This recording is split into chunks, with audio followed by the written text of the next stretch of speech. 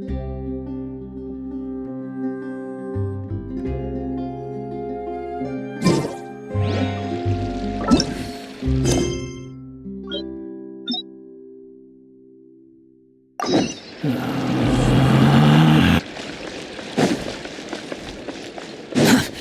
slow.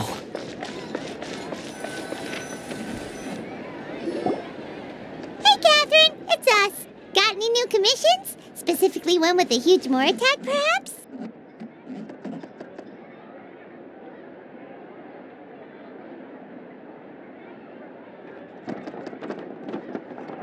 You know we're worth it! For quality work and speedy results, choose Paimon and the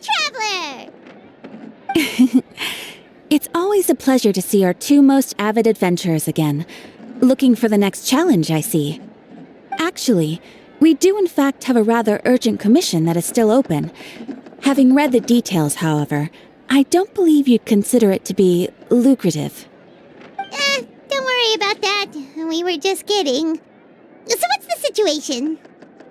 To put it simply, the requester is looking for a temporary replacement actress for their musical. The original cast member ran into some issues and is currently unable to perform the role. But the troupe has also been experiencing some financial difficulties, so unfortunately they cannot afford to pay the replacement actress. That does sound like a tricky situation. So basically they're looking for a volunteer? That's right. Our adventurers reached out to many actresses, but none of them were willing to take the job. There are only a few days left until the performance. If they can't find someone in time, they'll probably have to postpone the show. And delays tend to create all sorts of new problems. Got it. Oh, this one's a doozy. What do you think, Traveler? Any ideas? Even if we took the commission, neither of us have any experience starring in musicals. If you're interested in helping, why not start by having a chat with the requester? He's right over there. Maybe you can't fill the role yourselves, but you might be able to help him figure out another solution. Maybe there's something he hasn't thought of. Oh, it's that guy, huh? No wonder, he looks like he just ate a sour lemon. Paimon approves! Let's go! Hello there! Are you the guy looking for a new actress? Wait, I know you two! Are you really willing to act in my musical? Wow, sounds like we're pretty famous in Fontaine already. But to answer your question, neither of us have any experience in musicals. But we heard that you're in a bit of a bind, so we figured we could at least try to help you think of a solution. Ah, I see. It's okay. I knew that asking for a volunteer was a long shot. If we can't find someone to step in, we'll have no choice but to cancel the show. It would be such a shame.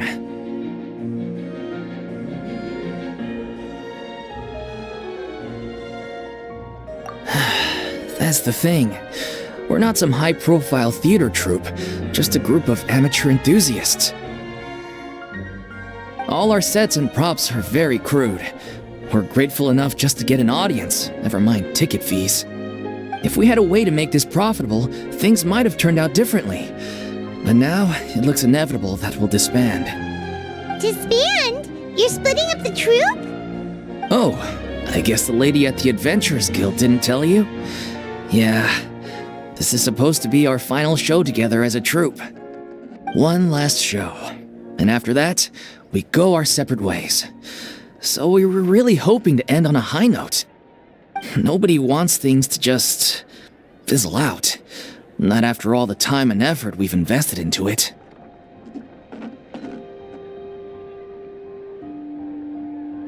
Yeah, the leading lady, in fact.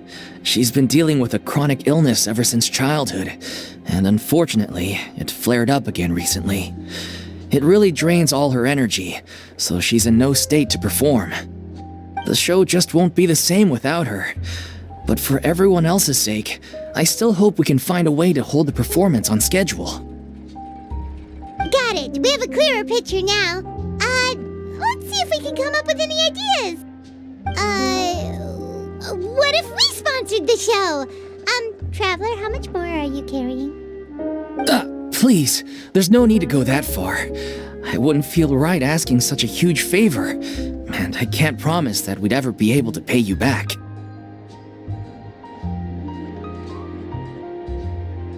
Good point. If the actress just goes through the motions for the more, that's not exactly rescuing the show. We should find someone who will put on the best performance possible. Oh, wait! What about... you know who?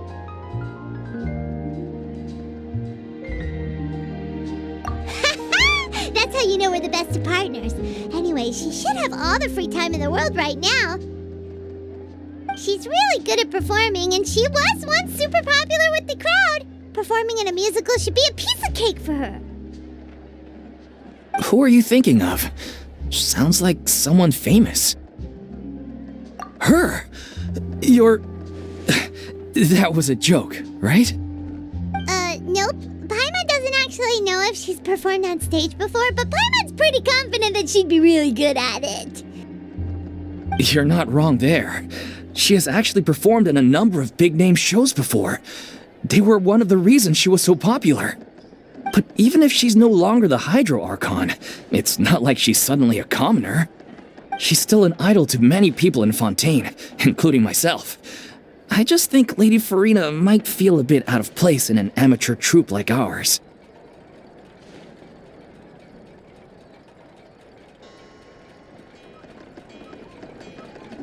Well, yes, but... Fair enough. I mean, if she was actually willing to, then of course I'd be honored to have Lady Furina star in our show. I'm sure the rest of the troupe would be delighted too. I'm sure everyone in our troupe has probably dreamt of performing on stage with her one day. Of course, it all depends on whether she's interested. She might consider this opportunity beneath her. No point in stressing about that. We'll only know if we ask her. And besides, things are different now. There's no reason for her to be all high and mighty anymore.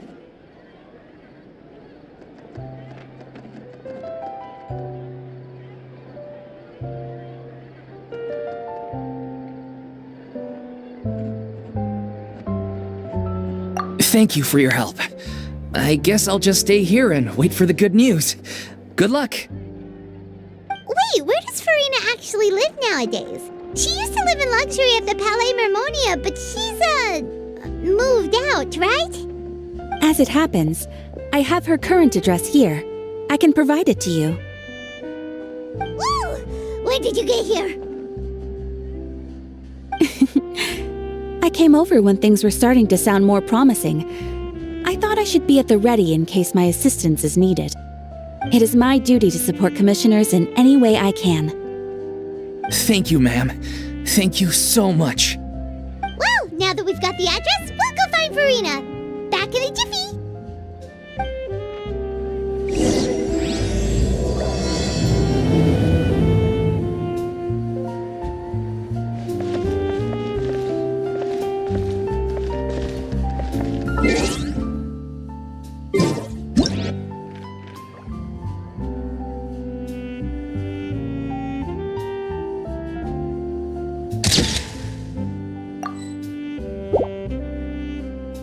There's no need to exchange pleasantries. It's rather pathetic to force a conversation just to occupy silence. I can't believe they're seriously asking Lady Furina. Seems a little over the top. Try not to worry. May I pour you a glass of water?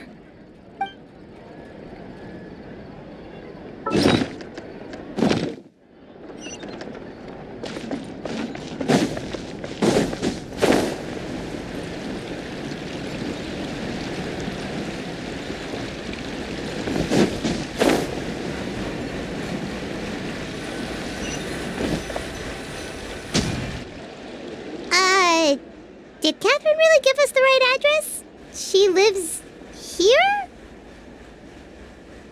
Not that there's anything wrong with this place. It's just, a bit of a step down from the Palais Mermonia. You know, it's common courtesy to make sure the homeowner isn't in earshot when you're denigrating their abode. Ah! Okay, when did Poppy got a thin air become become all the rage? First Catherine and now you? I was just out on a shopping trip. I ran out of macaroni, so I went to grab a few more bags. I used to have a much wider range of choices when it came to food, but now I'm finding that simple, traditional home cooking can be quite delicious too.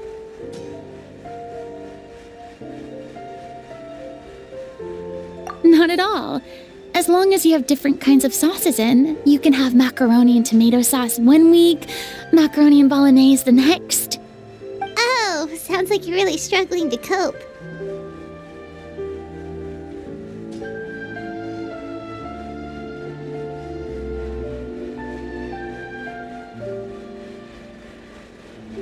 How rude!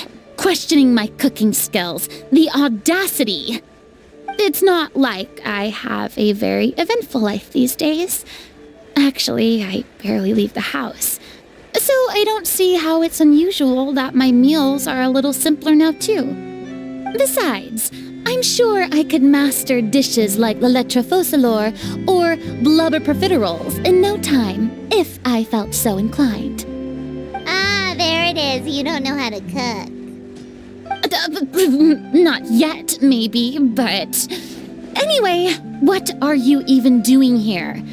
I do hope you didn't come here just to ogle at my fall from grace. Let me first be clear that I'm not taking guests at this time. So if you're just here to clown around, then please be on your way. Shoo! Sorry! We're sorry! Please don't be mad!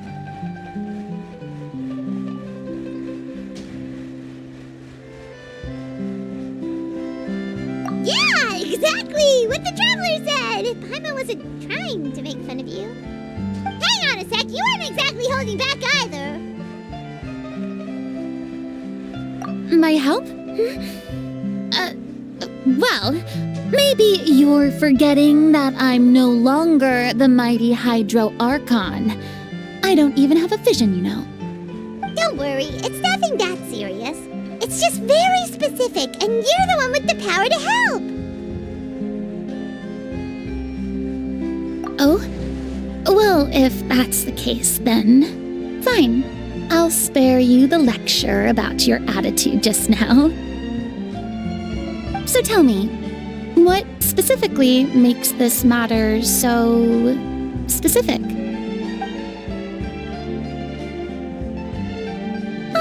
I see.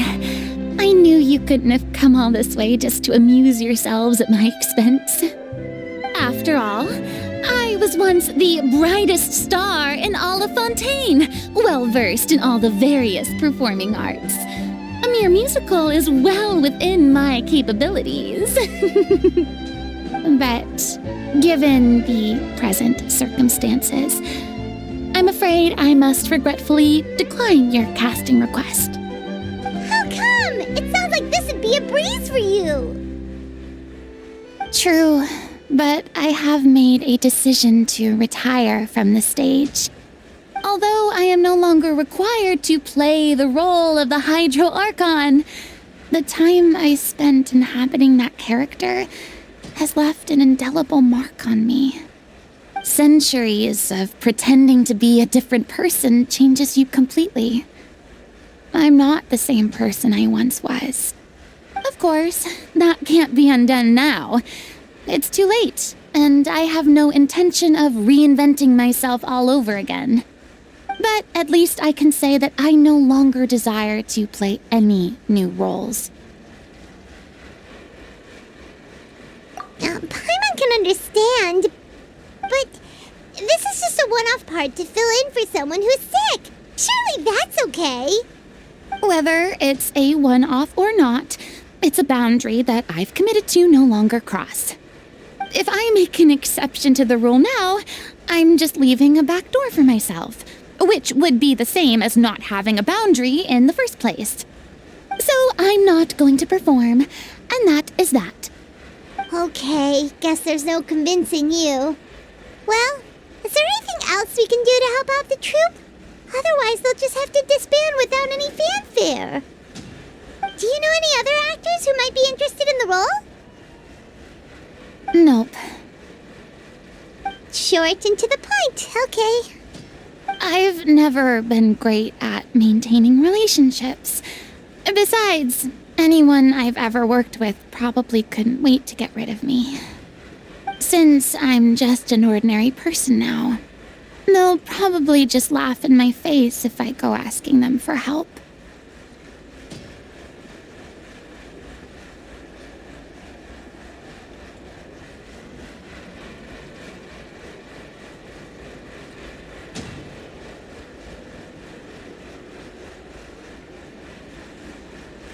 Look, I'm sorry, okay? I'm sorry I drew a line in the sand without thinking about every possible grain on the other side. Well, is there anything else we can do? This performance really means a lot to the guy we're working for. Have I not made myself clear? You're barking up the wrong tree. I don't want this job, nor do I know of anyone else who would. Sorry. I didn't mean for that to sound so harsh. I wish I could help, really. But if I thought I had the answer to this problem, I would have said so by now. It's all right, Furina. Paimon just wanted to make sure we tried everything. Oh, everyone in the troupe will be so disappointed.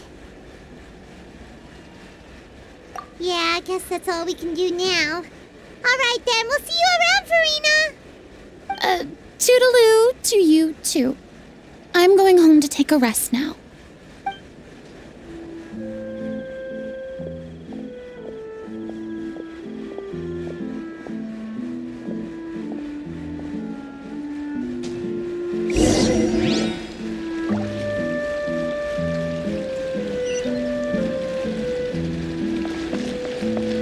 Quit following me. It's too bad, but we have to respect Furina's decision. Maybe the thought of performing brings up too many painful memories now.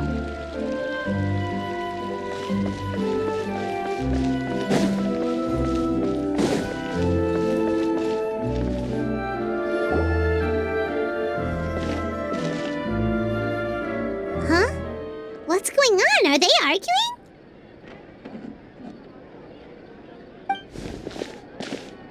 That's besides the point. I'll ask you again. Why did you start looking for a replacement without my consent? When did I tell you I'm going to take a step back? You didn't need to say it. We've known each other for how long now? We know the signs. But you never tell us about your illness, even when it's clearly flaring up. And that gives you the right to make a decision on my behalf?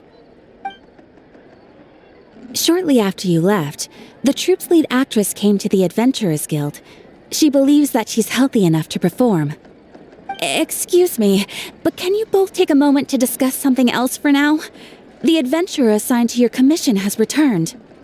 Sorry, I was just dealing with a little misunderstanding. So, how did your conversation with Furina go? Sadly, it's a no from her. We tried to persuade her, but she wasn't having it. She doesn't want to play the role for personal reasons. I see. Well, circumstances have changed a little, so maybe that's not such bad news after all. You see, our leading lady has just informed me that she's well enough to make it to the show after all. Staging the musical with the full original cast was always the dream, of course. Oh, right! Sounds like everything worked itself out then.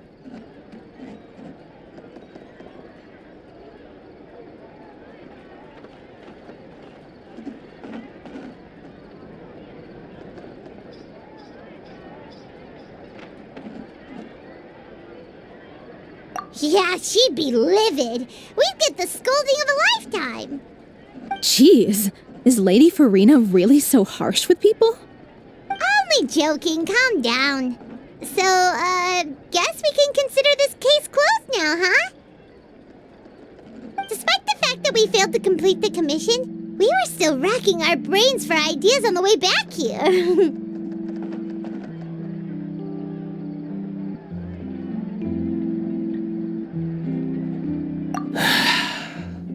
Look, there's no point arguing with you about this anymore. You've made yourself very clear, so I'll stop looking for a replacement. This is the last chance we have, though. If your illness flares up again, there won't be time to find anyone to replace you. So, are you absolutely sure you'll be able to handle it? The whole team is putting everything they have into this final performance. We have to make sure it goes ahead. Yes, I'm completely confident. I've been taking a new medication from the doctor, and it's working brilliantly. I'll definitely be able to tough it out until the performance day. I share everyone's desire to commemorate all our years as a troupe with a proper farewell show. So the last thing I want is to be left out. Every one of us thinks of this troupe as their home, myself included. You're right. I'm sorry. I let myself get too worried about the show. I should have asked for your permission first. All's well that ends well. Sounds like the show will go on.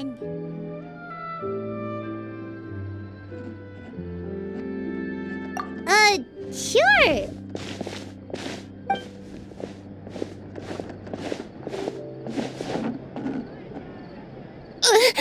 Hey, how did you... I was just passing by because I realized I forgot a couple of items on my shopping list. All right, I'm coming. No need to drag me.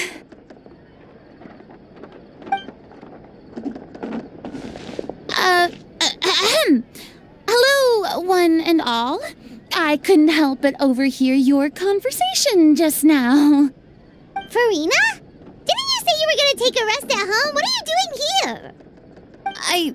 I was just ever so slightly concerned about the situation you mentioned. Yes, a teensy bit concerned, that's all. When you came to talk with me earlier, I jumped right to explaining my position and said some strongly worded things. And all before I even had a full grasp of the situation. Anyway, I just feel a bit bad about how it went down. I'm sorry, Paimon. Oh, it's totally fine. Paimon didn't take any of that personally. You really have a knack for asking the most uncomfortable questions, don't you? I felt very sheepish, having had a change of heart after flatly refusing you. And then, to make matters worse, you caught me. But in any case, it sounds like the issue has already been resolved. Yeah. When they said they were gonna ask for your help, I almost had a heart attack. I mean, how could we be worthy of having Lady Furina star in our show? There's no need to think like that, and no need to keep addressing me as Lady. Just Furina is fine. I was wondering, if this troupe is so important to all of you, why does it have to disband? If the difficulties are purely financial, then there must be a solution. You could put the shows on pause while you look for a sponsor, for instance. Everyone seems so devoted to the troupe. I'm sure if you keep chipping away, you'll find a way through. We all want to believe that, but some things are just beyond our control. Everything's been going downhill ever since we lost our director. She was the heart and soul of our troupe. She kept us going. Her name was O'Reilly, and she was the founder as well as the artistic director of our troupe. And tragically, she was a victim in this serial disappearances case. What? That's actually how I recognized these two. It was all thanks to their efforts that the true culprit was brought to justice. But still, no sentence can bring our director back to us. She was a loyal fan of your performances, Miss Furina. They were what first inspired her to get into musical theater. She rallied many people around her who were destitute or had lost their sense of purpose in life, and convinced them to join her troupe. She wrote her own scripts, acted on stage, and mentored each and every one of us. People loved our performances back then. We seemed to be going from strength to strength. Things were really looking up for us. And then disaster struck. Yeah. After that, the entire troupe fell into disarray. None of us know anything about script writing, let alone how to handle the business side of things. We've been doing the best we can. But despite our efforts, things are slowly but surely falling apart. It's agonizing. But ultimately, We'd rather end things now on our own terms than stick it out to the bitter end and watch all our dreams turn to dust. Oh. What a terrible waste.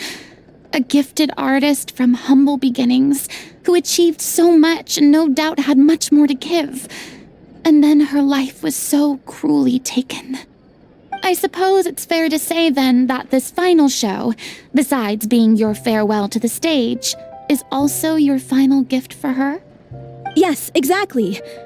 We all miss her terribly. Well, good thing I followed the traveler here. After hearing this tragic tale, I can no longer stand by and do nothing. Furina. I know what you're thinking, but I by no means plan to cross the boundary I've set for myself. Besides, they're no longer looking for a replacement anyway. I can, however, provide some artistic guidance from the vantage point of a highly experienced audience member. But only if you feel this is something that would help, of course. Oh, most definitely. We'll take any guidance that you can give. We unfortunately don't have any budget for a consultant, though. Will that be a problem? I don't need any compensation. All I'd ask in return, if you're willing, is that you tell me some more about the life and work of your late director. Something I've begun to realize since my departure from the Opera Epiclese is that there's a lot you don't see when you observe everything from on high. The law only judges criminal behavior and does not weigh human emotion. The court's verdict can settle the question of criminal liability, but what about all the unresolved emotions of the parties involved? What happens to them?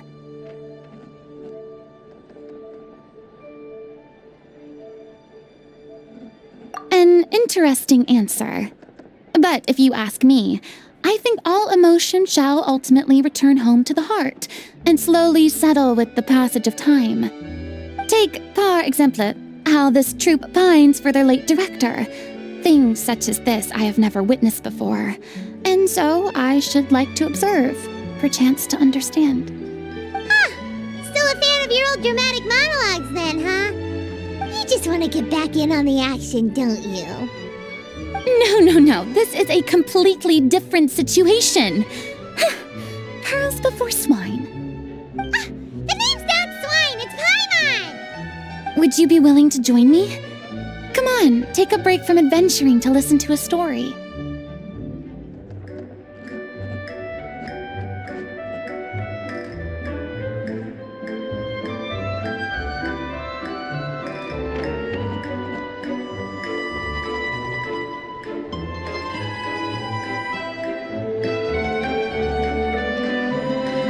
Thank you all so much.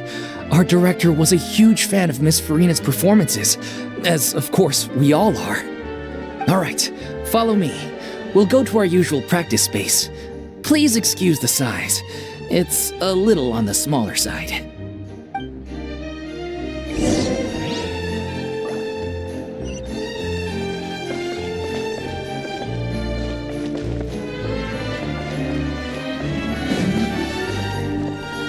Ad Astra Ab...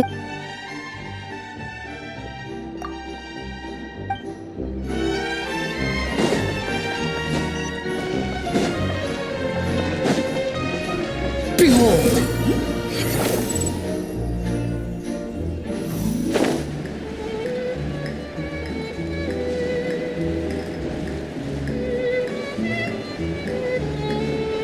Swan Fury!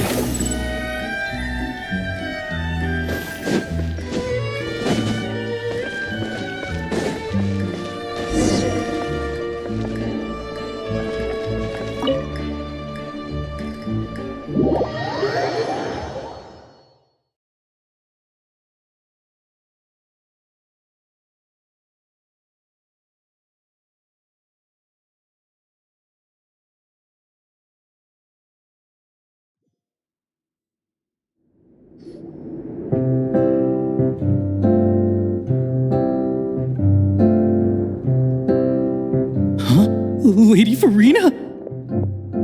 What's Lady Furina doing here? Hello all.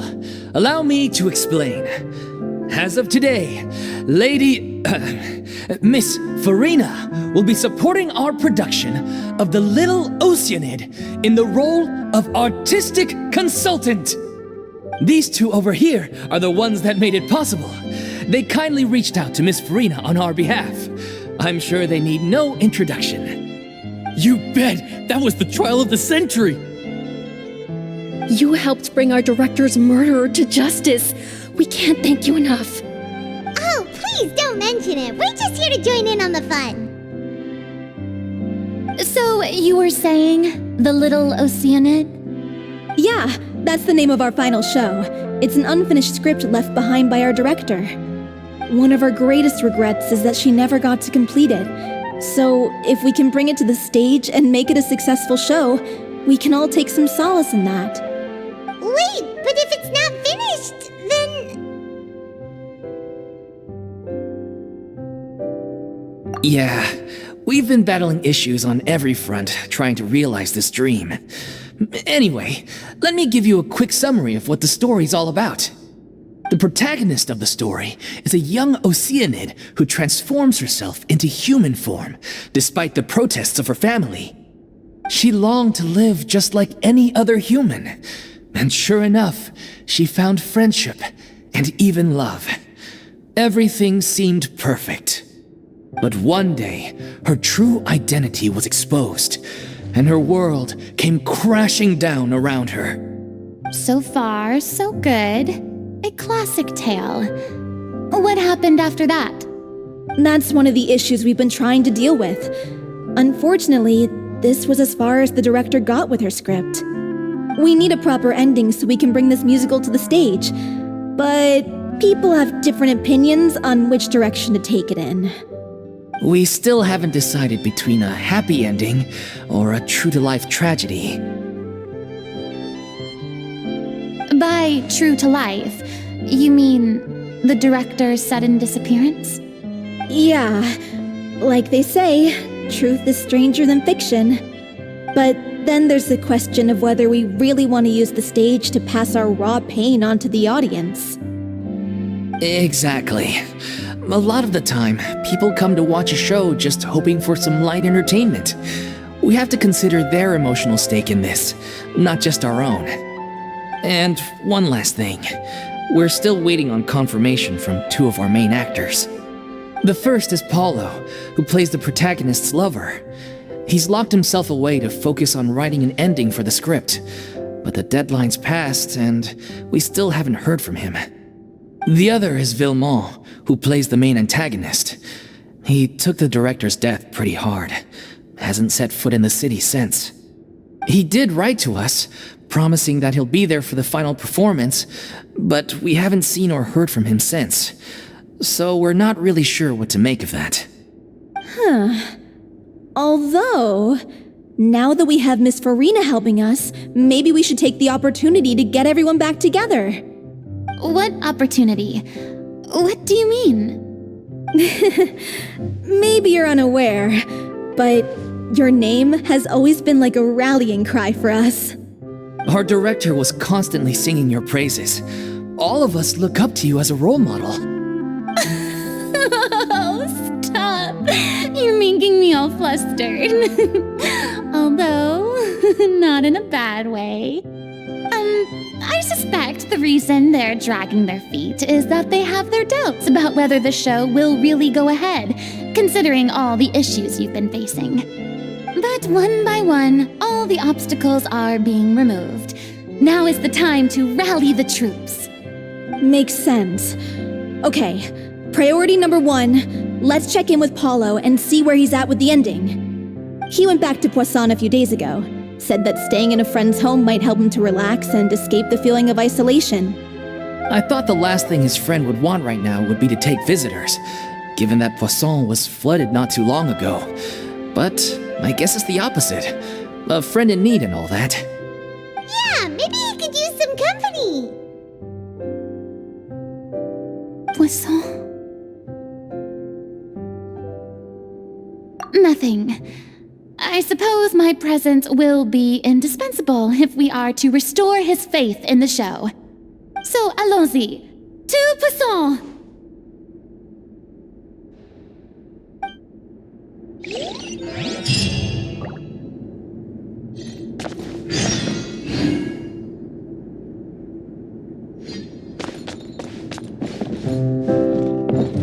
Pressure's on now. We gotta make sure we're fully prepared.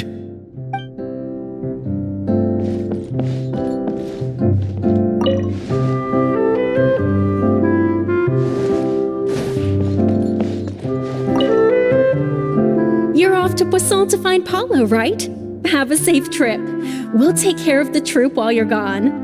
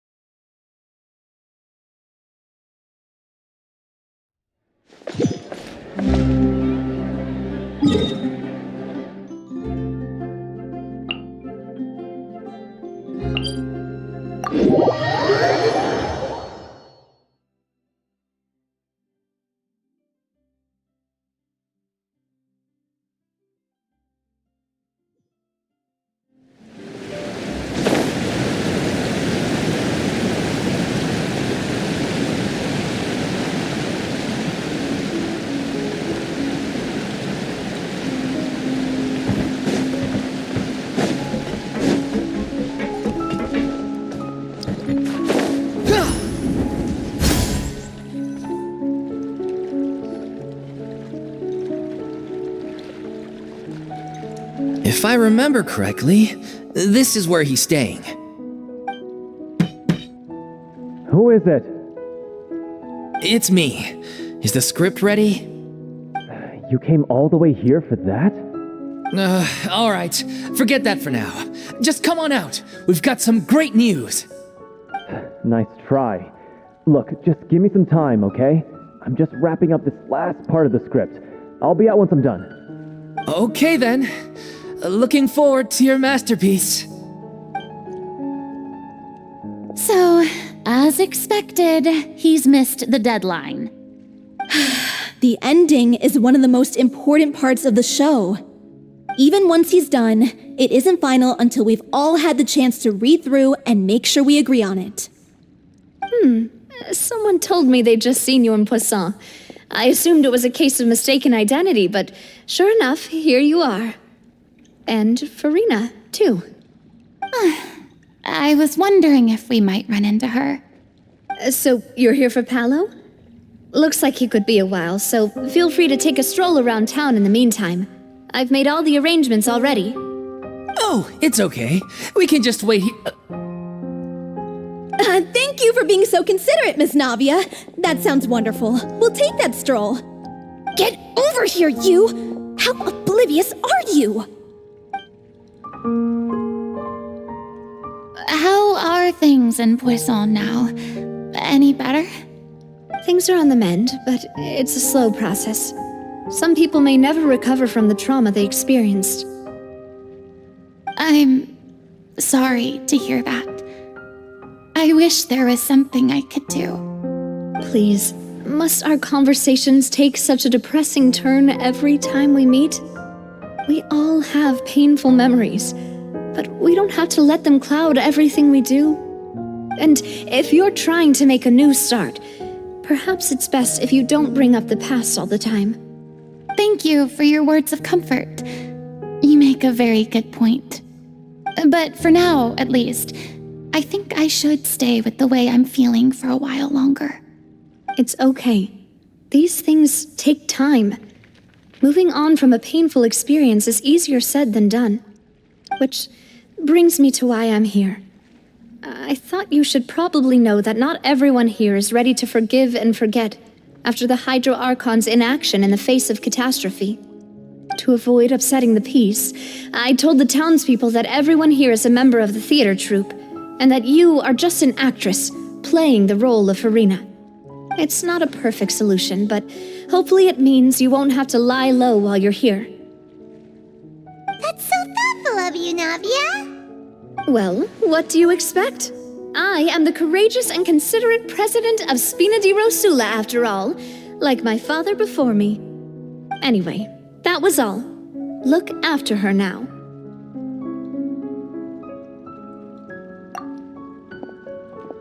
Off we go then. Let's take a look up there.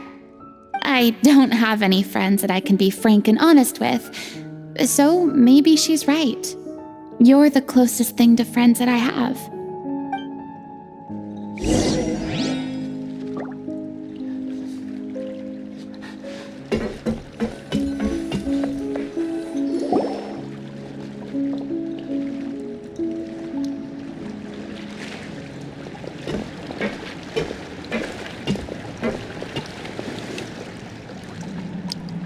I'm so grateful that Miss Navia was so understanding. To be perfectly honest, I didn't know if I was ready to meet her. It's always easiest to just run away from your problems. But that never fixes anything. You can't get around the obstacles without facing them. So that's why you were nervous when they brought up Poisson. Yeah. I'd be lying if I said I wasn't scared of coming back here. Still, I felt it was something I had to do. As I was saying before, I want to see for myself the things that I never could in the past. I'd be overjoyed if the people here could find it in their hearts to forgive me. But they're more likely to unleash a tirade of vitriol against me, which, of course, I completely understand and accept. Yeah, I can tell people are watching me.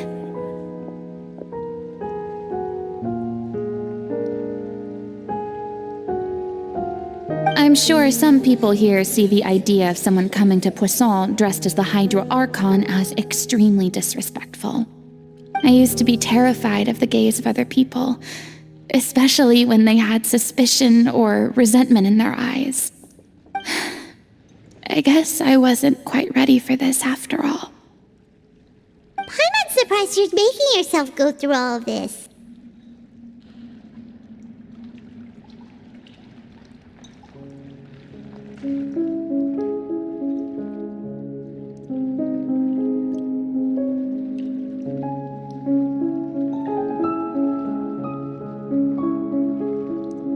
I can't let myself see only the things I want to see.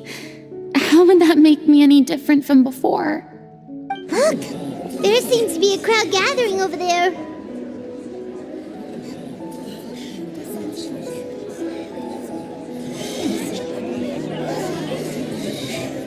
Probably time we made a move.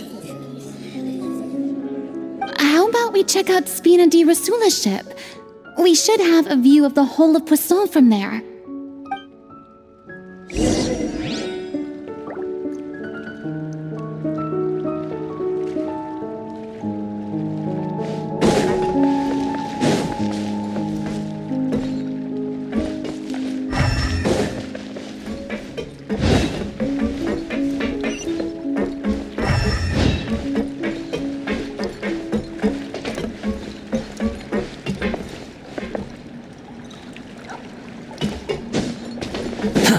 Behold!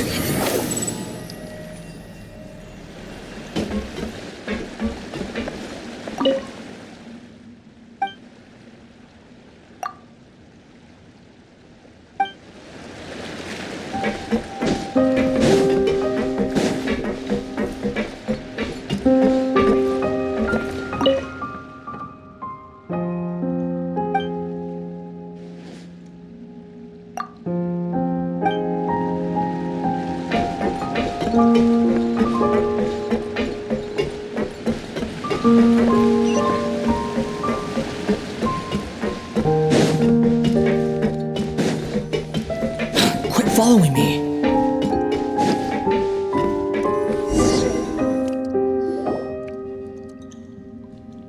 I'm sorry. You probably just wanted a relaxing stroll, and here I am dumping all this heavy stuff on you. We don't mind. It's actually refreshing to see a different side of you. Great. Well, I appreciate your company, so please don't disappear just yet. I don't know whether you can tell, but the years of suffering and loneliness aren't the only reason I have a hard time facing up to who I used to be. As I stand here by the ship, I can't get the images of the rising water out of my mind. One after another, people were taken by the water. All those treasured lives and memories washed out of existence in an instant. They thought their God would protect them. They had absolute faith that when disaster struck, a divine power would save them from harm. And all the while, I played my part to perfection to convince them that was true. But then the floodwaters finally came, and the Hydro Archon did nothing.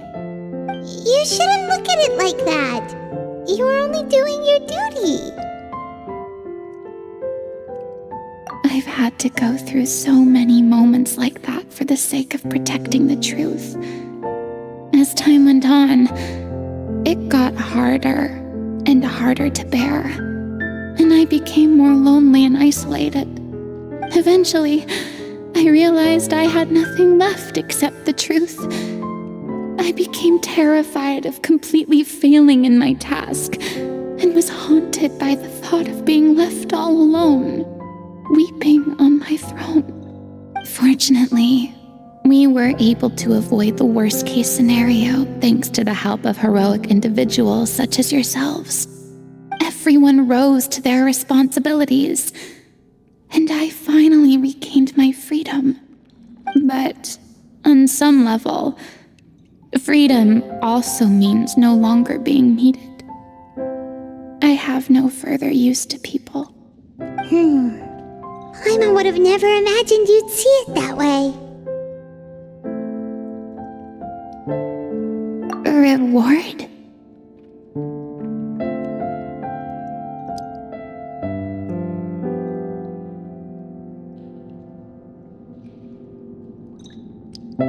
I guess so. Back then, I didn't even dare to dream about having someone to confide in. I was scared of someone recognizing me for who I truly was, and exposing the secret I swore to protect. Believe in the Furina you see on stage. She is the one you can trust.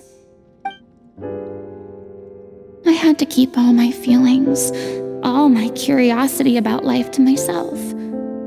No one could be allowed to know.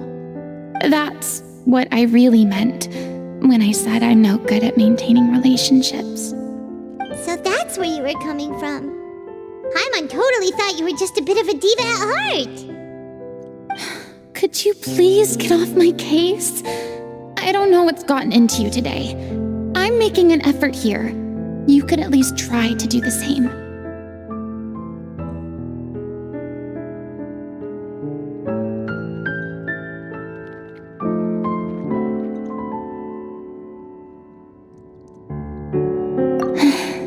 I do. I once had nothing but the truth, and now I'm finally free to live my own life again. And even though I have no idea where I'm going right now, at least the choice is in my hands. All right, it's about time to head back. Paulo should have finished the ending by now. Sure. Okay, let's head back and check it out.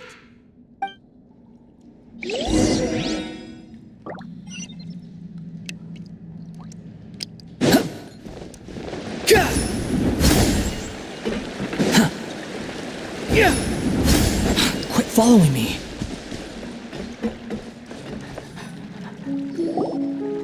Didn't you say you needed to watch what you eat? You're supposed to be cutting down on fried foods, not wolfing down copious quantities of fish and chips, you know? Come on. It's not every day we get to dine at Spina di Rosula's expense. Can you believe how generous she is? I'm not about to pass on free food. Anyway, my character doesn't need to be slim and good-looking. That's your job. Are you kidding me right now? It's not your character's health I'm worried about, it's yours. I've spent my whole life battling the effects of ill health, and it kills me to watch you willingly ruin yours by filling yourself up with junk all the time. Oh no, looks like they're arguing again.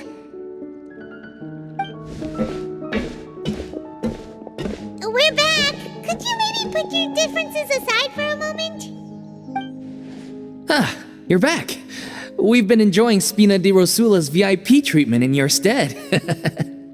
Paulo's nearly done. We shouldn't have to wait too much longer. Great! So you were discussing your characters, right? We heard she's playing the Oceanid who turns into a human girl. What about you? Me? I'm an Oceanid too.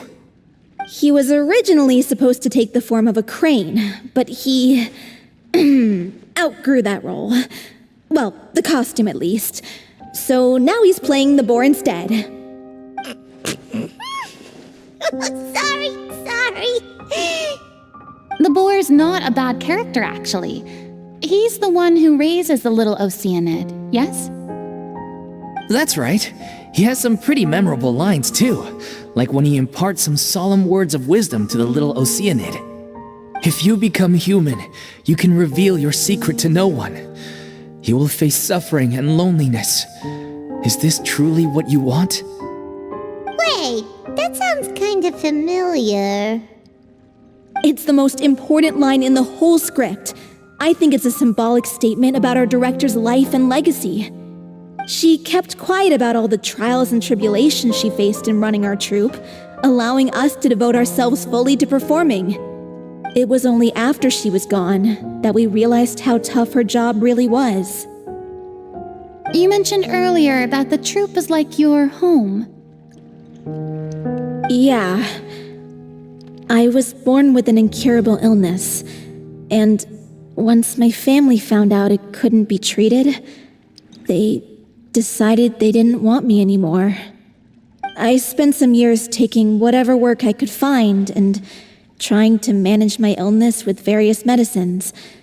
But whenever I had a bad flare-up, I'd be lying in an alleyway for days at a time. It was like that until the director found me one day. She told me I had a great voice and asked if I was interested in studying singing from her. I said yes. She took me under her wing, taught me to both sing and act, helped me find Mora for my meds, took care of me when my condition decided to flare up. I know it was all a huge burden on her. She sounds like a really incredible person. She really was. She gave everything she had to her troupe and the people in it. All of us were so proud to call her our director. I was a lost child too when she found me. As the child of a murderer, my parents weren't around when I was little, so I got sent to an orphanage. The other kids were always picking fights with me. They'd say things like, "Come on, you must be pretty tough if you're the son of a murderer." It was just to taunt me, though. I was an easy target, and they knew it. One day, I got beaten up so bad that I just couldn't take it anymore, so I ran away. I lost all faith in humanity by that point. Thought the whole world was out to get me. Let me guess. Fortunately, the next person you ran into was the director. Yeah. For the first time in my life, I was somewhere I felt safe. And I promised myself I'd stay here until the day the group parted ways. The day you hoped would never come. How times change. Oh, you're finally done? Get your butt over here. There's someone I need to introduce you to. This is our new artistic consultant, Miss Furina. Furina? The Furina? Oh my god, how did you manage to wrangle that? Please, the honor is all mine. I was profoundly moved to hear about your troupe and your wonderful director. I just wanted to do something to help. Same here. Even so, this is just... Oh, wow. I'm sorry. I'll try to calm down. Now, where was I? Ah, yes, the script, of course. Let me give you a rundown of how the story unfolds in my version of the script. I'm sure you're already familiar with the beginning of the story. A little Oceanid decides she wants to become a human against the wishes of her family. She finds love and friendship in the bustling city, but then disaster strikes. The people start to notice that all the fresh water in the surrounding area is slowly disappearing. The soil is becoming arid, plants and flowers are withering, and the people begin to panic. The little Oceanid, Cleo, and her lover decide to do something about it and investigate the truth of the matter together. In the end, they discover that all the waste and pollution created by humans over the years has caused the fresh water to flee the land, as if driven by a consciousness of its own. Consciousness? You mean the water is sentient? Water as a conscious entity. There's actually quite a few stories that explore this theme. Since the little Oceanid is a water spirit, she immediately understands how the water is feeling. She then tells her lover about her true identity, as well as the truth behind the crisis. Her lover accepts her for who she is, and works with her to find a way to bring the water back. However, unbeknownst to them, there were some people eavesdropping when she revealed her secret.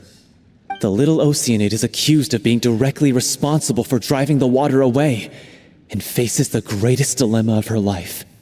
And then?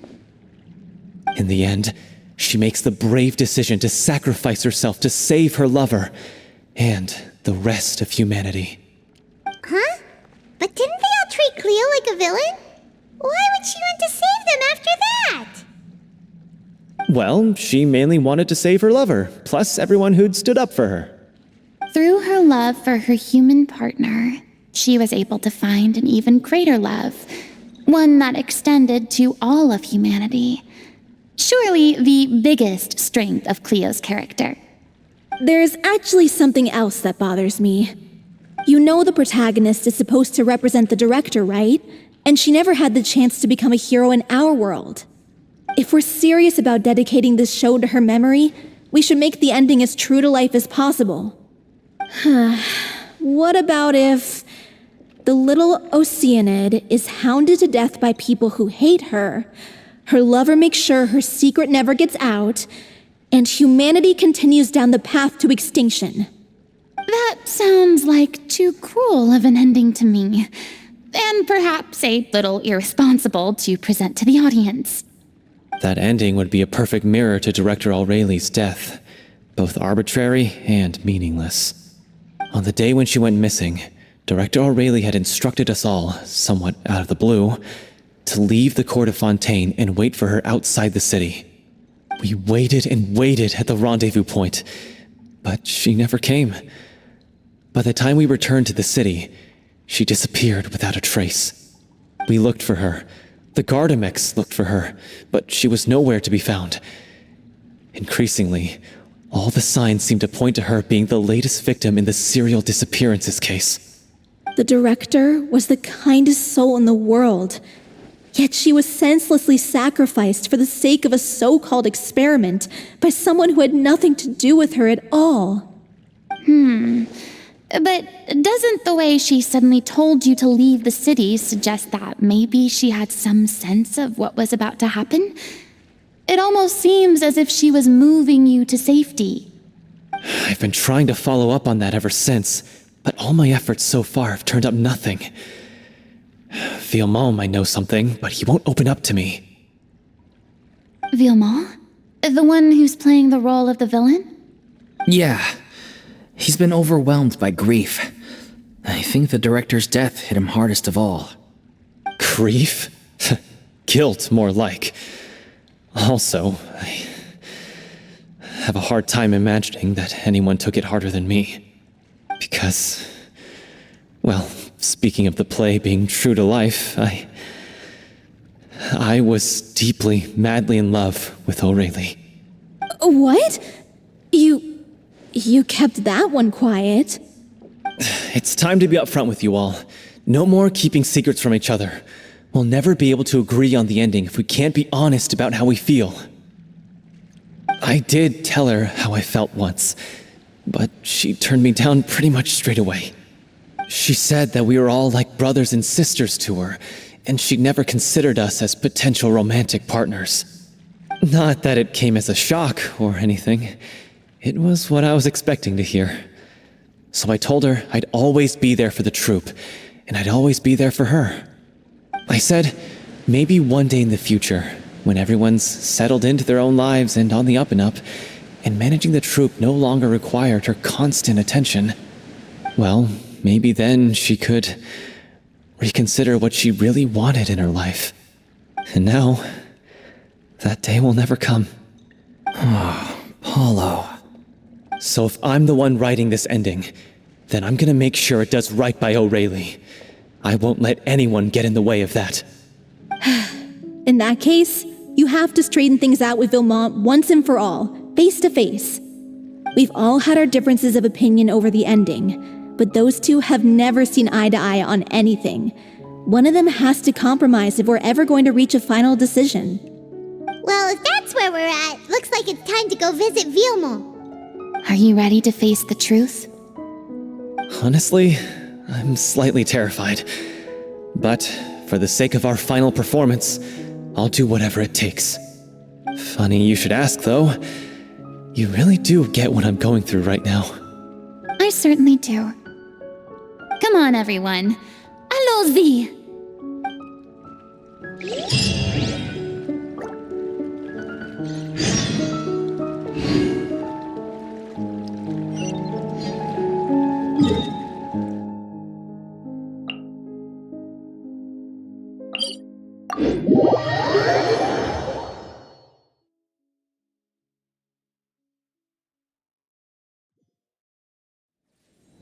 The wind rises.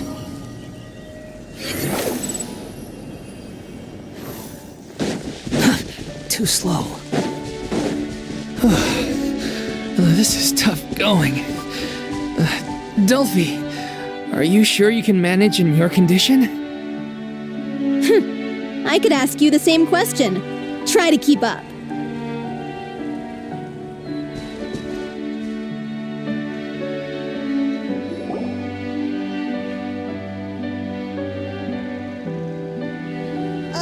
As if this journey wasn't tough enough already without a roadblock. Don't worry. We should all be fine with the traveler here. We don't need to take a detour. Wait, why are you all looking at me? You're not seriously expecting me to fight, are you? We're just curious, that's all. I don't think anyone's ever seen Furina in a fight before. Yeah, but don't you remember why? The Hydro Archon willingly gave up all her power so it could be converted into indemnitium. Miss Furina said so herself. Precisely! And I'm not even the Hydro Archon anymore, so all my power is gone anyway.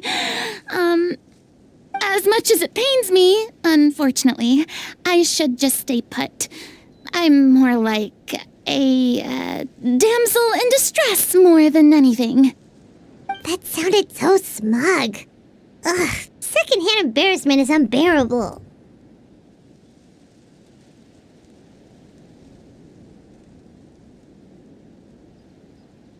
Hey, lay off, all right? My bluff is hanging from a thread here. I'm sorry. I got carried away. Please help us out, would you? Aw, too bad. I was so pumped to feast my eyes on fight mode Furina. Sorry to leave all the heavy lifting to you. Don't worry, piece of cake.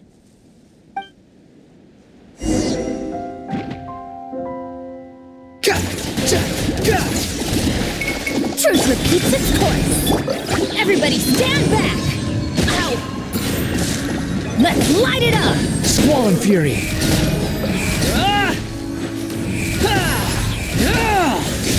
Know your place.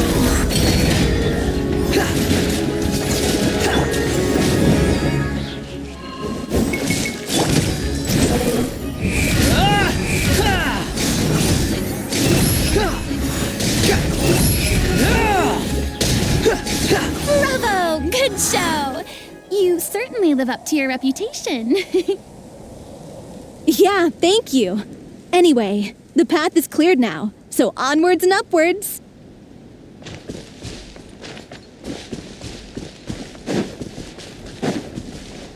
Quit following me.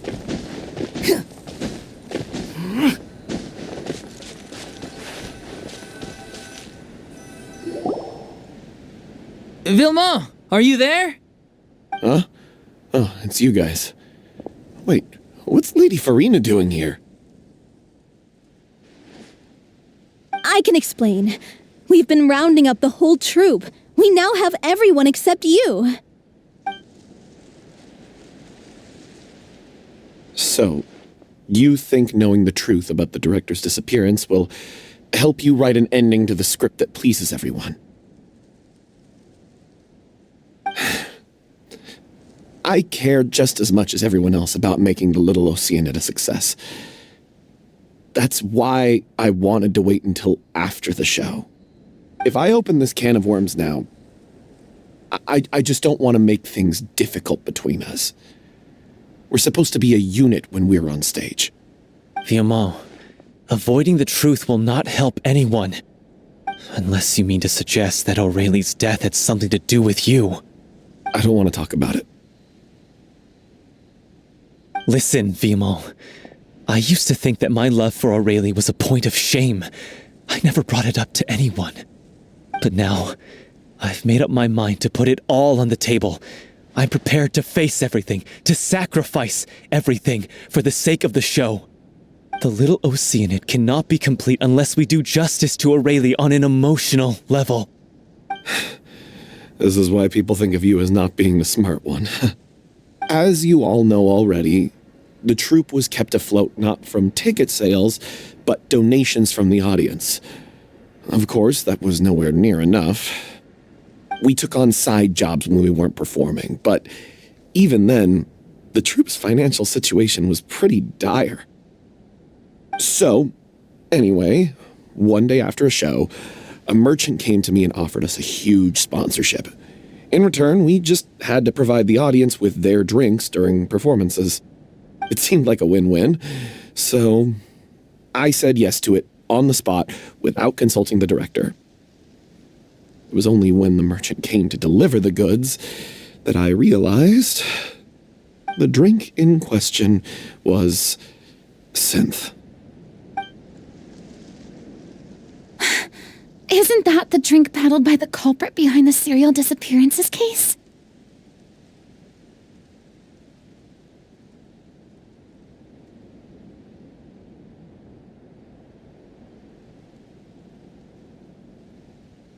I freaked out when I saw the boxes. And I told the director everything right away. She was completely shocked as well. But she didn't reprimand me for making the decision without consulting her. Instead, she contacted the merchant and stated that the troupe could not agree to this collaboration. The merchant was furious, berated us for going back on our word, and threatened to sue us for damages. The amount was astronomical. There was no way we'd be able to pay. And then? I was going to sort it on my own, but the director stopped me. She said that this was an issue for the whole troupe and it wasn't my fault. But things only got worse from there. The synth merchant just wouldn't let up, and then suddenly the director told us all to leave the city one day. I knew then that things must have reached a boiling point. I admit this whole thing was my mistake. I didn't dare to tell any of you the truth back then, and after the director disappeared, I was even more afraid to say anything.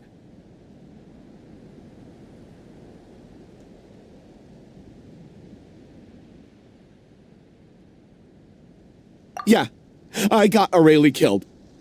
There, I said it. Happy now? Hey, don't say that. You traitor! You knew Aurelie was in danger. Why in God's name didn't you tell us? What do you mean, you were afraid? This was a life and death situation. We could have saved her! How could you be so stupid? Please, try not to get too worked up. Yeah, listen to him. You need to stay calm. Stay calm? How can I stay calm? This guy got Aurelie murdered! She was the love of my life! And he has the gall to try and high-road us, claiming that he kept his mouth shut for the sake of the show! How about taking some responsibility for what he's done? All I can say is I'm sorry. Truly. I wanted to apologize to everyone in the troupe, but that won't bring back the director. What good is my apology now? I'm just a coward who made an awful, terrible mistake that I can never take back. Beat me up if you want. Kill me if you prefer. It's what I deserve. End my life so I can meet the director and apologize to her in person. Get out of my sight! Go! Get lost! I don't ever want to see your face again! That's enough! You've screamed and shouted at each other for long enough. Now pipe down, both of you! Can you stop conflating the show on stage with your real-life relationships in the troupe? You keep saying that you want to use this final performance to pay tribute to your director and celebrate her life. How can you do that if you're just using it as an excuse to vent your own emotions? You're right. I'm sorry. On stage, the lead role is the focal point of the audience's attention. And you're all used to seeing the director as the heart of the troupe. But in her own life, her greatest desire wasn't to be the center of attention. I can tell how much she loved you all, and how much she loved the troupe. What she wanted was to build a warm home for all of her brothers and sisters, to shield you all from the storms that rage in the world outside. That's how you should remember her, and that's what you should be celebrating. I understand why you're trying to make her the hero of the story, but isn't she your hero already? After everything she did for you? Yeah. So think hard about what that means. And then think again about what you hope to achieve by arguing with each other. If you really hate each other and can't reconcile your differences, then you could just call it quits now. Why bother with the final performance if the group is already fractured? But you can't bring yourself to do that, can you? You care too much about Director Aurelie and the home she built you all to let go. What are you laughing at? I don't see what's so funny. Sorry, I didn't mean it that way. It's just that, for a moment there, it felt like our director was back with us again. If she'd seen Paulo and Vilmont at each other's throats like that, she would have scolded them exactly like you did, in that same stern voice. Really? But she sounded like such a gentle person. Of course she was. Even her harshest lectures came from a place of kindness, and it showed. She really was a truly outstanding person. What you said, it really puts everything into perspective. I'm truly sorry. I really meant for this to be a genuine apology, but I ended up making it all about me and my self-pity. It's all right. Let's save all this for after the performance. So, the ending. What are we gonna do about it? Clearly, everyone needs to take a step back for now and reflect on what really matters. When emotions are running high, things get lost in the fray. The end of the story needs to focus back on Aurelie herself. She's the true star of the show.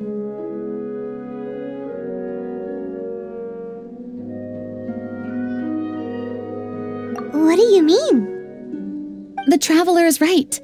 You once investigated that underwater synth base and recovered items belonging to the victims. If you could find anything that Aurelie left behind, perhaps we can get a better sense of what she went through in her final days. You really think that's possible? I trust that nobody would object to the ending of the story being based on Aurelie's true feelings. No. Well, we'll leave this in your capable hands. Come, let's pay a visit to the Palais Mermonia. The rest of you, Head back to the rehearsal location for now and wait for our good news.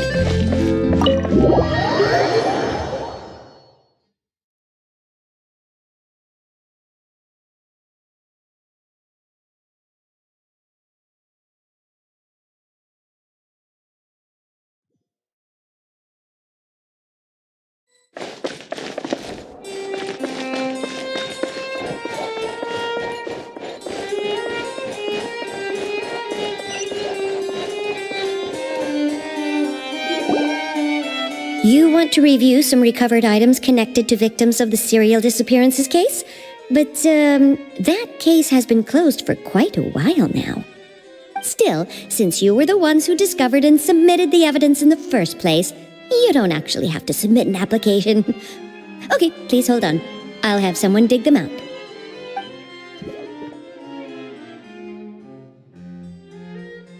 So, this is all O'Reilly left behind. Just whatever she was carrying on her person and this tattered old notebook. Hey! It's full of script lines! And sketches too! Looks like they show where the different props should be placed on stage. Let me take a look. Maybe there's something in here from after she was kidnapped. Aha!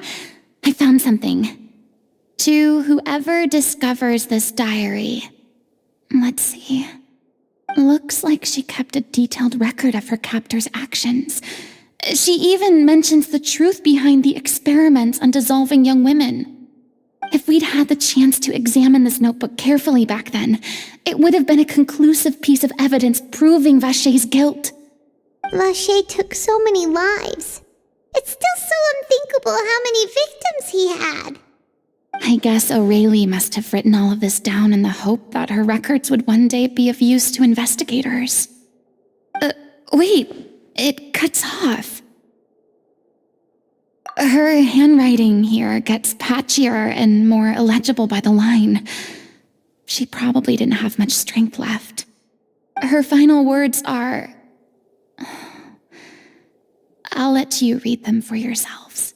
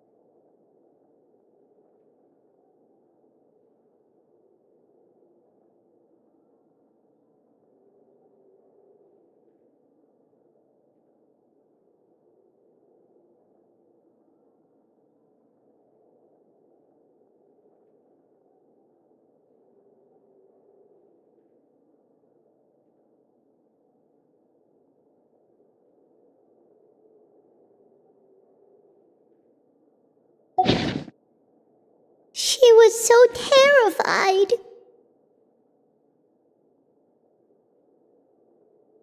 She may have been a mighty hero in the eyes of her troop, but at the end of the day, she was only human. I can't bear to think how painful and lonely her final days must have been. Wait.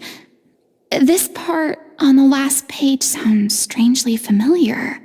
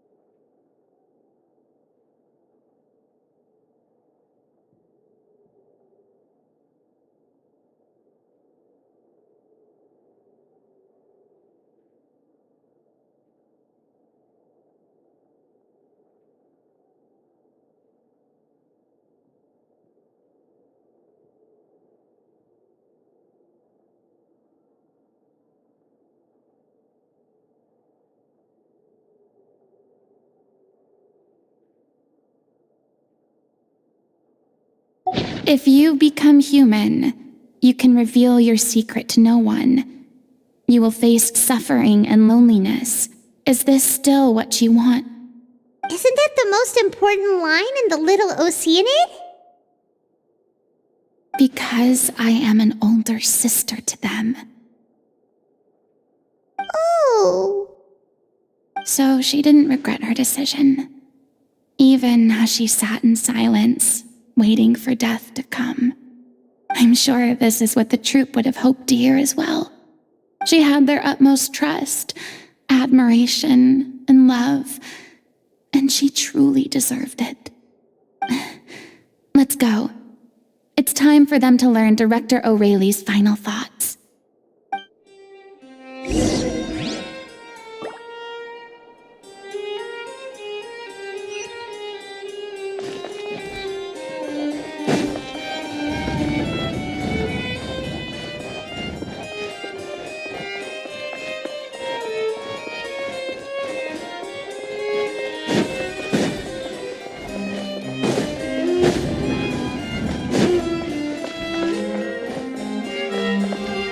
The wind rises.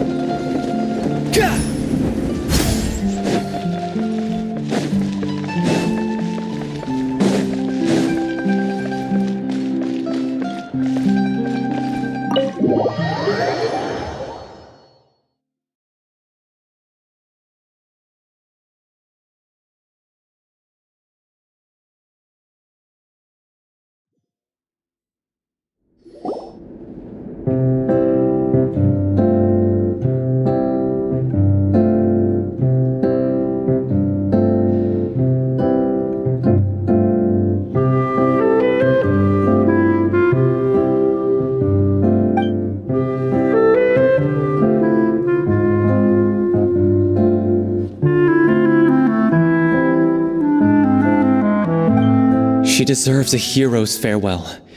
If that's the only way to convey to the audience the courage and selflessness that she showed in the face of death, then it's a meaningful way to end the story.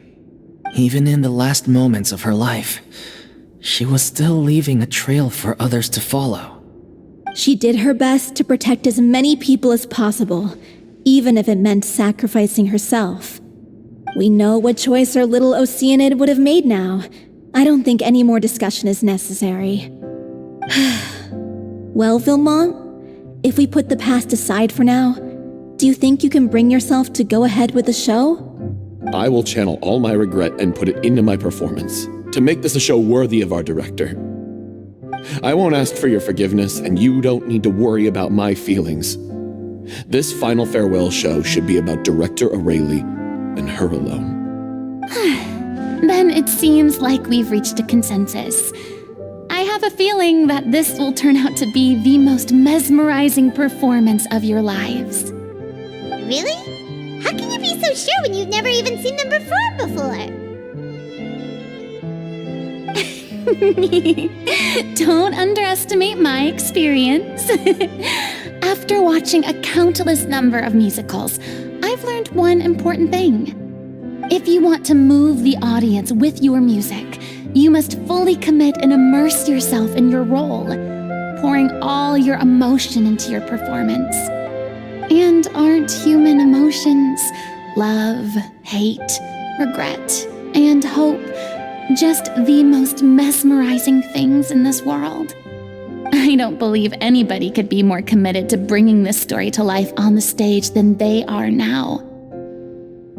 Thank you for the vote of confidence, Miss Furina. And thank you for supporting us through all this. Then, let's not delay things any longer. We need to discuss the details of the ending and get it nailed down once and for all. Actually, before that, I'd like to make a proposal. During the curtain call, please allow me to use the director's name instead of my own. Huh? But then... After all, this role was originally meant to be played by the director. I'm just filling in for her. Besides, a role commemorating her life should be associated with her name. Well, if you're sure you're okay with that, I have no objection to it.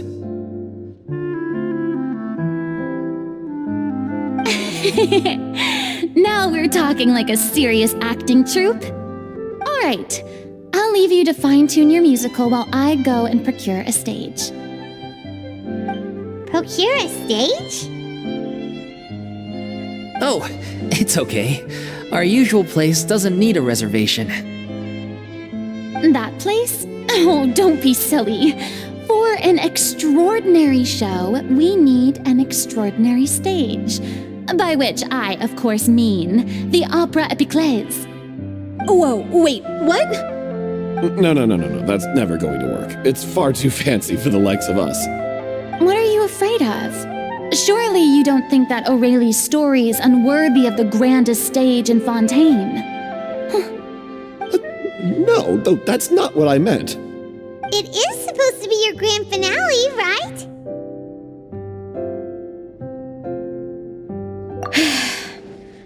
I have no problem with it then. How about the rest of you?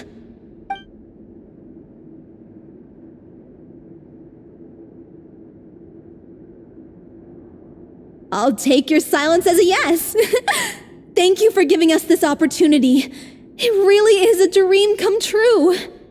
Well, then don't disappoint me. If you mess this up, it'll reflect poorly on me too. Come on, we'll need to get the go-ahead from Nervilette. I know just where to find him.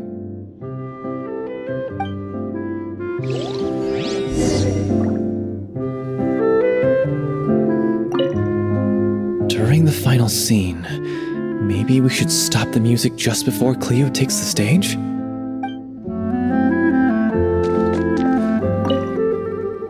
First Miss Furina, now the Opera Epiclese? If only the director was still with us. Hey, come on. There's no point in dwelling on that now. We have a lot of work to do. Yeah, you're right. now's not the time to get all melancholy.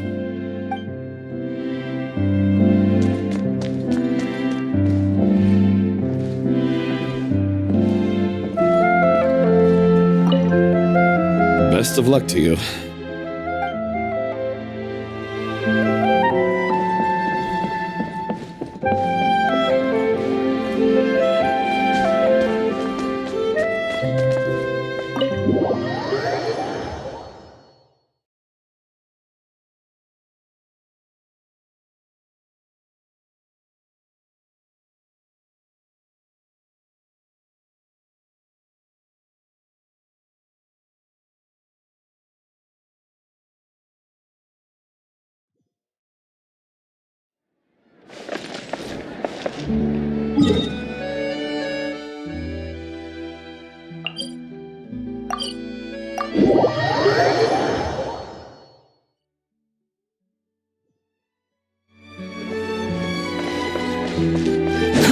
Too slow.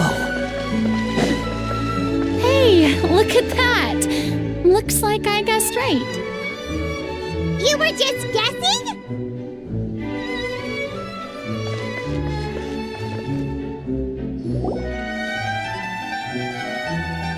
I knew you'd be here.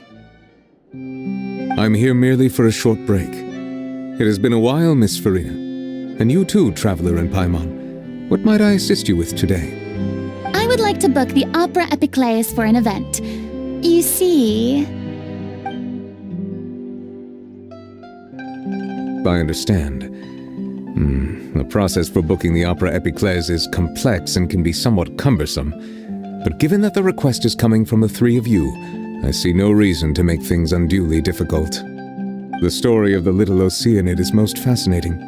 I'm looking forward to seeing it performed on stage. I will say, however, that I am surprised to see your passion for the performing arts rekindled after all that has happened. Huh? What do you mean? Do I look excited? Yes, and this is the first time that I've seen you like this since your departure from deityhood. At first, I just felt bad about rejecting them, so I wanted to learn a little bit more about their situation. But one thing led to another, and... well, here we are.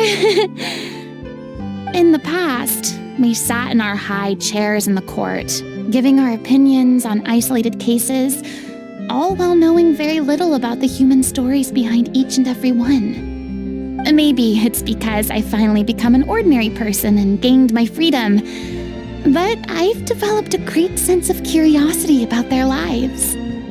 I am truly delighted to see you find a new lease on life. Now that you've regained some confidence, have you had any thoughts regarding a return to the stage? Why would you suddenly ask a question like that?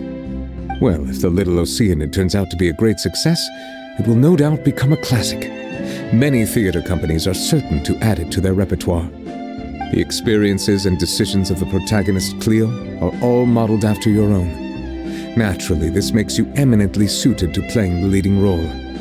It would truly be a shame if you did not take this opportunity to allow audiences to enjoy your outstanding acting talents once more. Haven't I already made myself clear? I won't act or perform in any role ever again. No exceptions. Nor do I think it is any great shame. There is no lack of fine actors or inspirational stories, either on or off the stage. This experience is a case in point. I feel like I've learned a lot, and it has already been well worth the price of admission. I must admit, though, I'm a little envious. They're quite fortunate to be able to bid farewell to their past in such a magnificent manner. I see. Well, I'm glad to learn that you have found a role to play that you enjoy, be it on the stage or not. I sincerely hope the show will serve as the grandest of finales. I will have my staff book the date and mail the relevant paperwork to the troupe once the details are confirmed. Thanks, Nervalette. You are very welcome.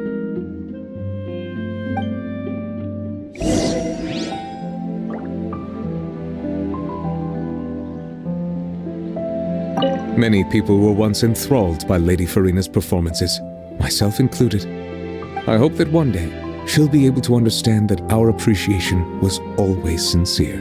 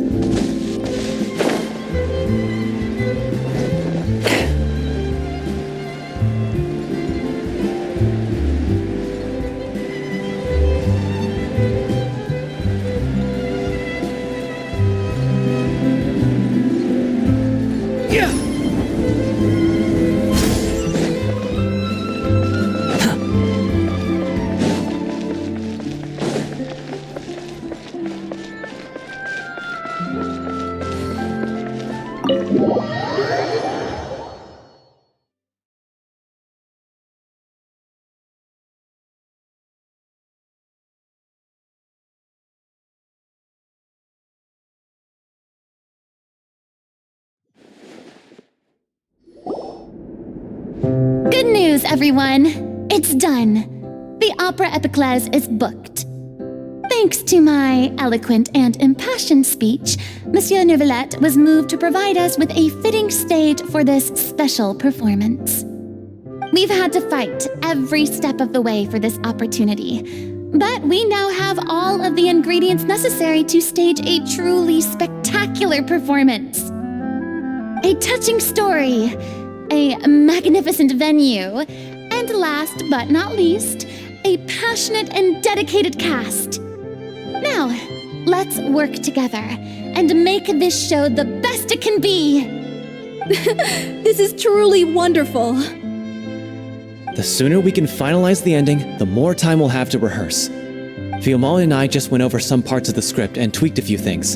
I think it's really going to resonate with the audience now. Wow, you two had a constructive conversation? That's great! Communication is vital to any good performance. Look at us! We've come so far. I never could have pictured this scene a few days ago. It's amazing!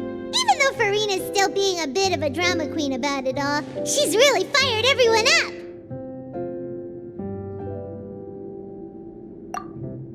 Please feel free to give us any comments or suggestions you have.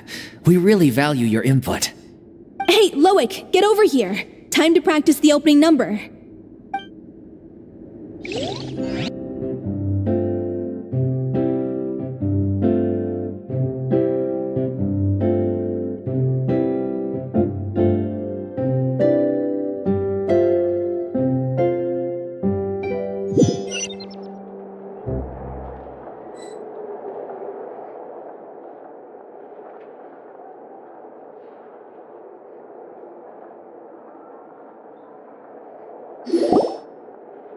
Cursed Cleo. She stole the waters of life from us. She's a fraud, and she must pay for her crimes. This has nothing to do with her. The ignorance and hatred of our people is to blame. How can we hope to win back the water's favor if we don't change our ways? This guy could be useful. Take him hostage. If Cleo wants him back, she'll have to show herself. Leave this place, O little Oceanid, and never, ever look back!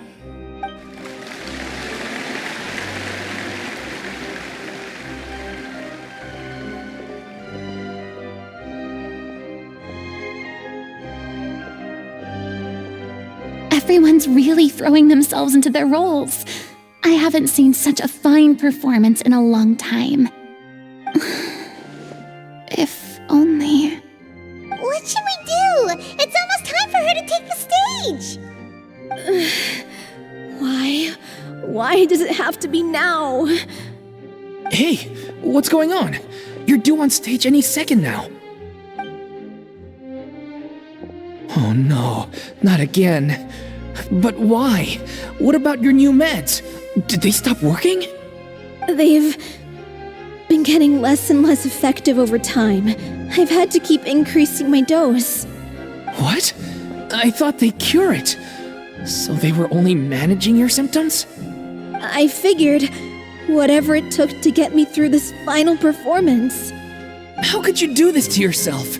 And after that lecture you gave me about not looking after my health. I'm sorry. I've let everyone down. You...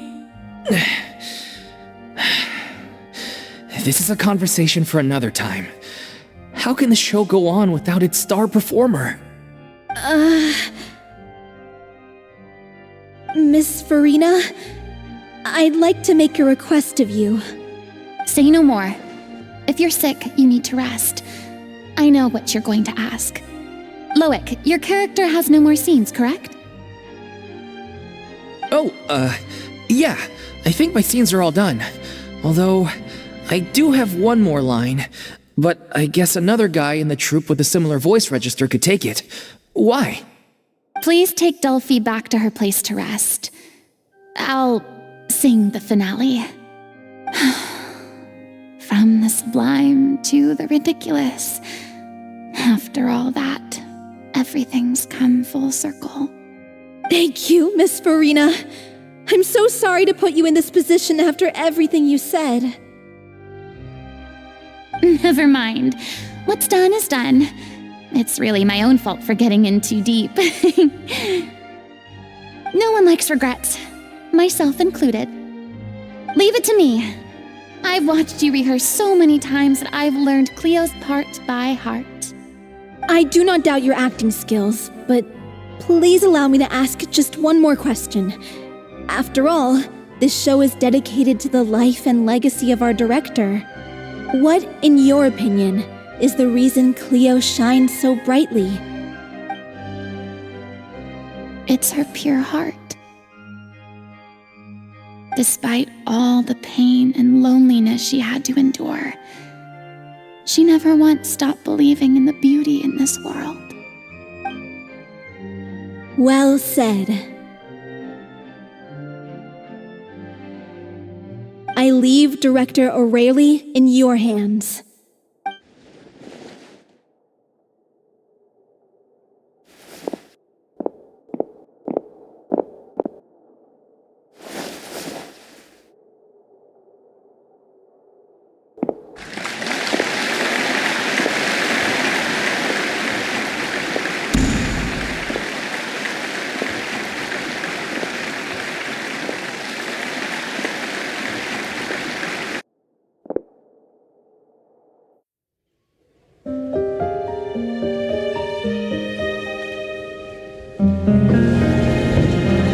Is she here yet?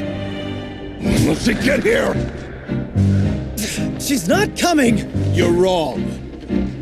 She's here.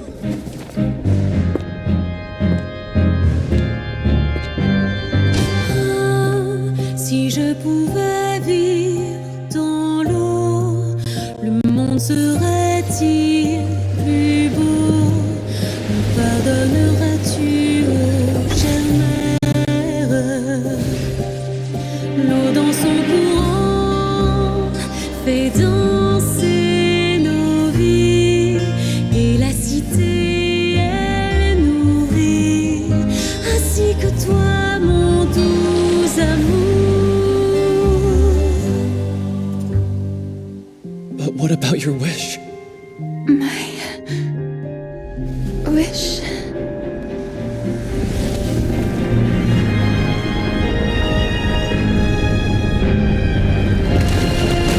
If you become human, you can reveal your secret to no one. You will face suffering and loneliness. Is this truly what you want?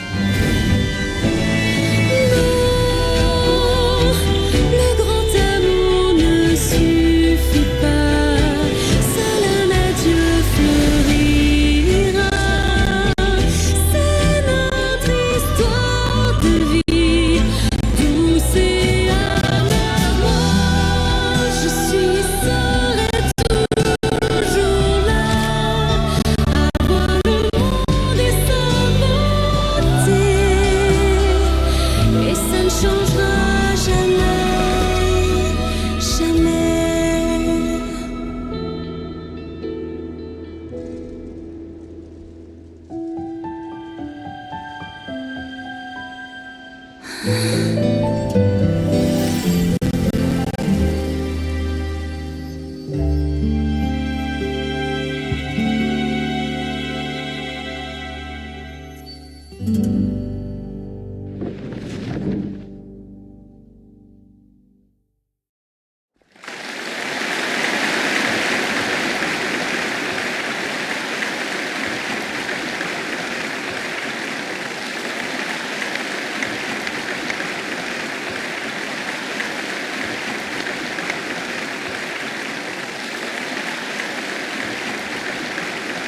Is it just me? Or was that Lady Furina on the stage just now? She hasn't been seen for a while now, and she just appears out of nowhere? Gotta say, though, her acting skills are as superb as ever. The little Oceanid, Cleo, played by Aurélie Fumont.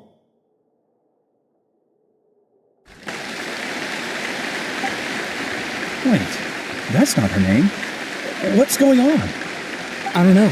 Maybe it's just a doppelganger. I've spent a lot of time out of the spotlight, and they didn't use my name during the curtain call either.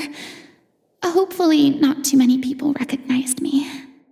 It's too bad that I had to break the one clear rule I'd managed to make for myself, even if I had no choice.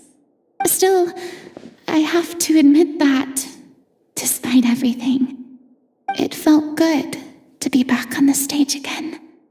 Finally, we would like to give a special thanks to our artistic consultant and event coordinator, Miss Furina.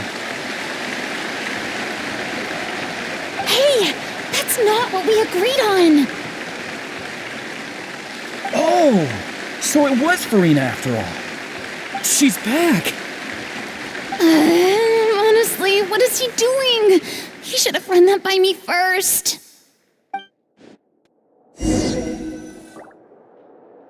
All right, calm down, don't be mad. This was a group decision. We just didn't want your contributions to go unacknowledged. After all, it's been the rule in Fontaine since ancient times that everyone's work, visible or invisible, is equally deserving of recognition. Yes, I know the rule, but it should still be applied on a case-by-case basis. I wasn't ready for this yet. It's no big deal. What's the worst that could happen?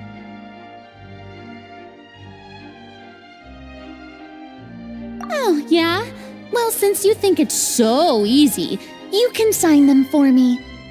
This is a great chat and all, but can we talk about that crazy thing that happened during the show?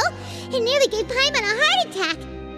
Paimon flew over to where she was supposed to be and was about to drop the prop vision, and then suddenly, a real one popped out of thin air! Oh, that. I've got no idea what happened there either. But hey, it worked pretty well, didn't it? I'll bet the audience has never seen such a realistic prop. Wait, what about Dolphy? I wonder how she's doing. Let's go check on her as soon as we finish clearing the stage. Yes. Plus, she'll definitely want to hear how the end of the show went. If nothing else, we can safely say that we accomplished what we set out to do.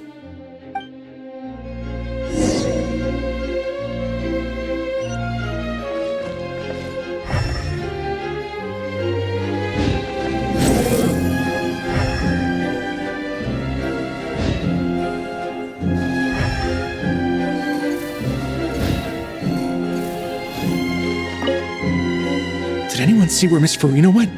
Oh, I want to get her autograph, but I can't find her anywhere.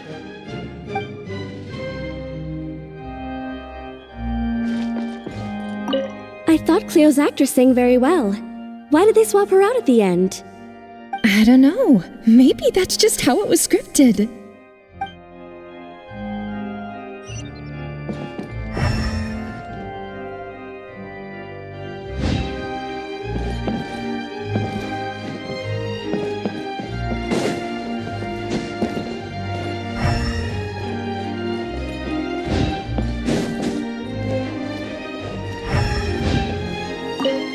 What a surprise! Seeing Miss Furina on the stage? This ticket was money well spent. Yeah, I agree. Say what you want about her, but she's flawless when she's on stage.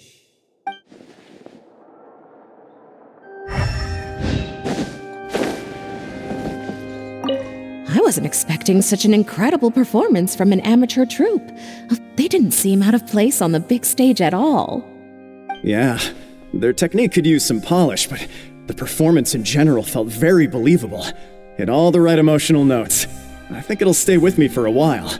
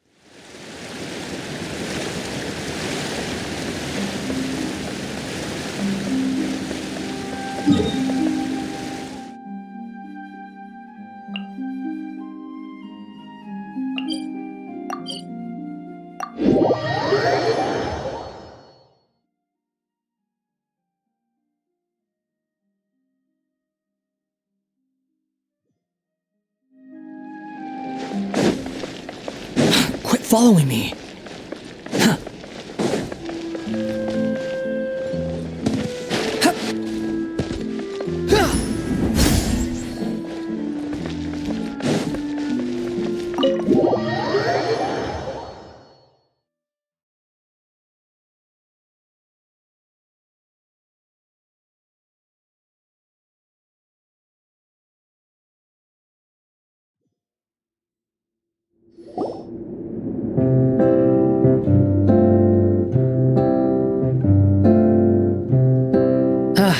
You're back.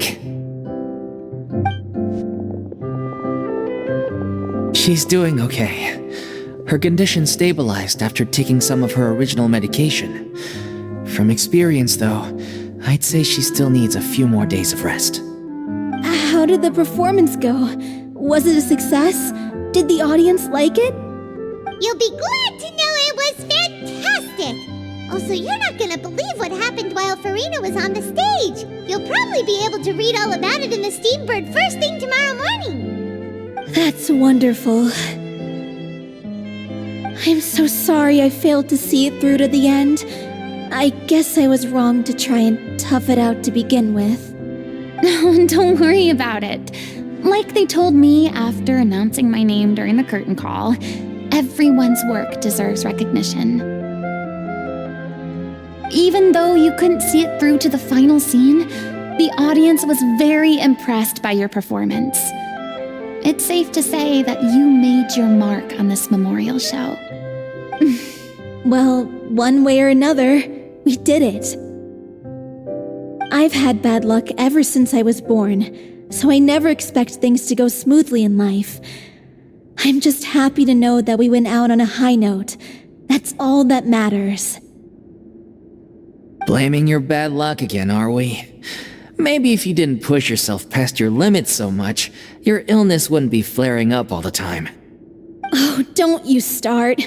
I don't have the energy to argue with you right now. Aw, you two clearly care a lot about each other. I don't know what you're talking about. You mean we never stop arguing with each other?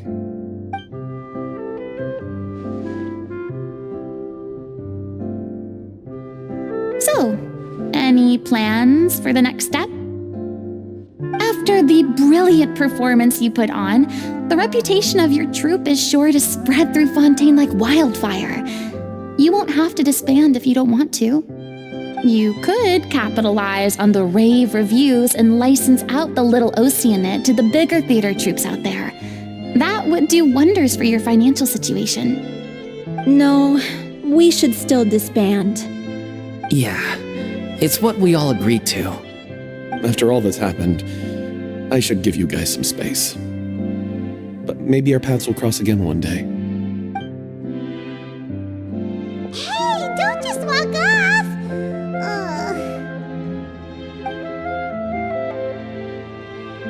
I still want to keep performing, so I might join another troupe. After watching Miss Furina's performance, I think I'm starting to understand our director's infatuation with musicals. You should do it. It suits you. I'd originally hoped to keep performing too, but I don't know if my health will allow me to. Oh, so now you finally got your priorities in order. I guess I'll hold off until you've properly recovered as well. What about you, Miss Furina? Any future plans? Well, frankly, I think a return to obscurity is no longer an option for me. I'm sure a slew of consultancy requests will hound me wherever I go until I finally acquiesce.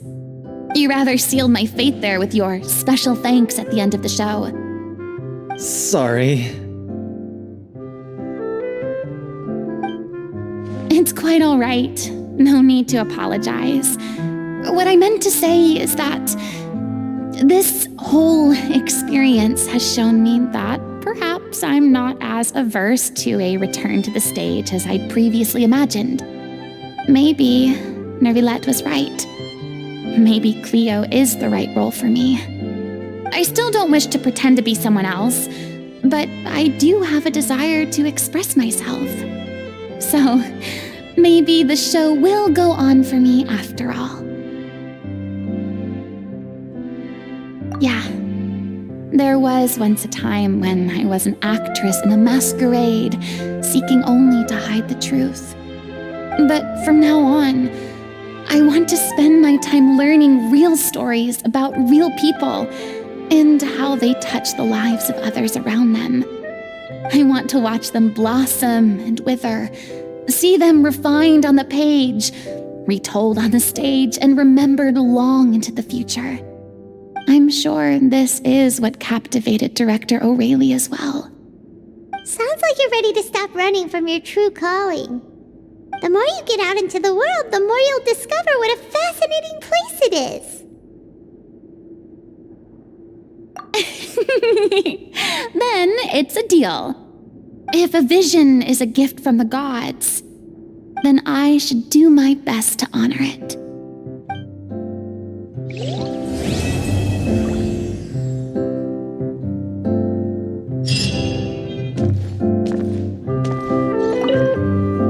I mean, of course I have some regrets, but There'll be plenty of opportunities in the future for us to tell the stories that we want on stage.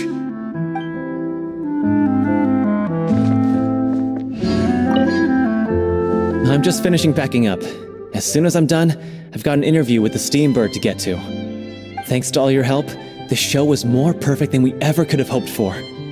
But most of all, I want to thank you for giving me the chance to finally say farewell to O'Reilly.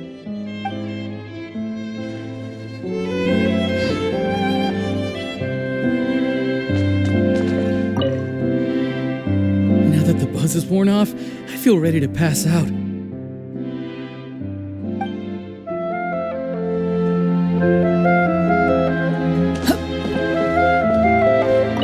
Thank you so much. I feel like I've rekindled the passion I had when I first joined the troupe.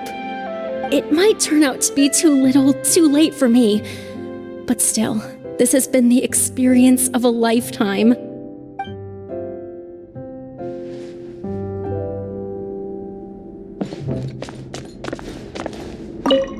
It's ironic to think that in my whole time as a god, I could only ever dream of receiving this kind of power. And now that the gods have given me their blessing, it actually feels more like I'm finally able to take my fate in my own hands. Is that how humans feel about it as well?